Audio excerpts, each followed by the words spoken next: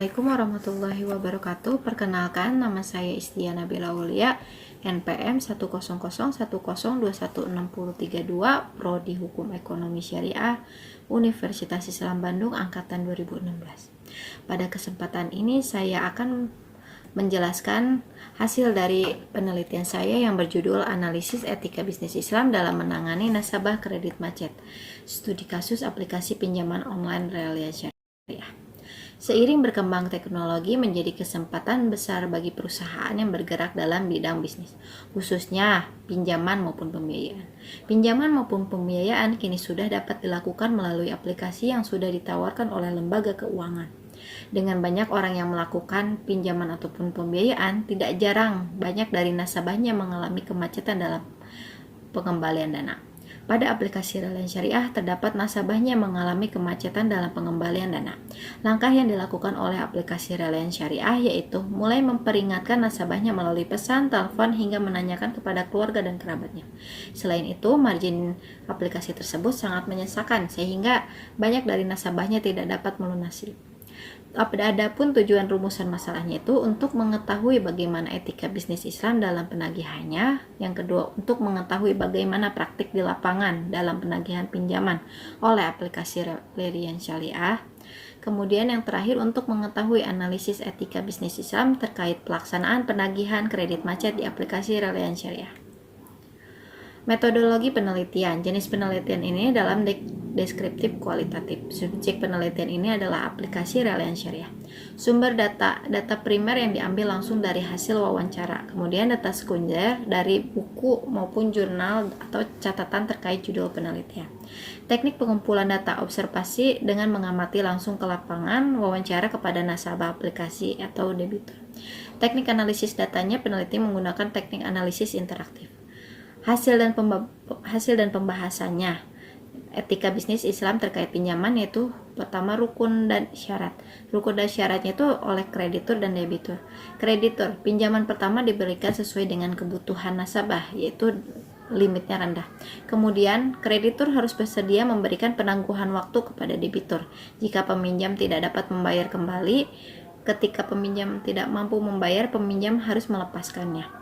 Tidak mendesak nasabah jika belum mampu membayarnya. Kemudian menjaga harkat dan martabat debitur jika debitur belum dapat melunasi hutangnya.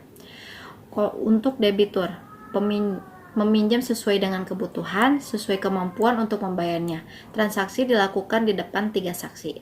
Harus mempercepat pembayaran utangnya ketika sudah mampu membayarnya. Praktek pinjaman online aplikasi Relian Syariah dalam menangani nasabah kredit macet. Untuk melakukan pinjaman secara online pada aplikasi tersebut, debitur harus mengunggah aplikasi tersebut melalui App Store maupun Play Store. Kemudian verifikasi data dan menunggu pencairan dana. Masalah di dunia fintech sering mengkhawatirkan bagi komunitas pengguna aplikasi. Penagihan yang dilakukan oleh kolektor timbul karena ketika jatuh tempo, peminjam tidak mampu membayar kembali. Mewujudkan pinjaman online memang mudah dilakukan, namun ternyata ada beberapa kendala dalam penagihan. Alasan mereka mengambil tindakan ini adalah karena penagih hutang memiliki target yang harus mereka selesaikan sehingga membuat agresif untuk menagih peminjam yang mengalami gagal bayar. Kemudian yang terakhir, analisis etika bisnis Islam terkait pelaksanaan penagihan kredit macet oleh aplikasi Relian Syariah, yaitu setelah transaksi kredit dilakukan, kewajiban peminjam atau muqtarid adalah membayar utang sesuai kesepakatan. Selain itu, menagih hutang juga sangat dianjurkan bagi muqrid atau pemberi hutang, asal tidak melukai hati si peminjam.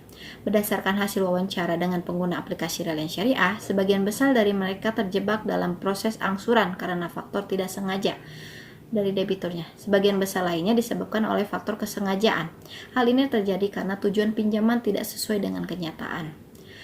Setelah melihat ternyata tidak jujur, penagih terus-menerus menelpon kerabat keluarga untuk menagih sampai melontarkan kata-kata kasar merusak reputasinya. Apabila dilihat dari sisi pelaksanaan transaksinya memang sudah berjalan dengan baik, namun dalam sisi penagihan atas keterlambatan pembayaran tidak sesuai dengan ketentuan.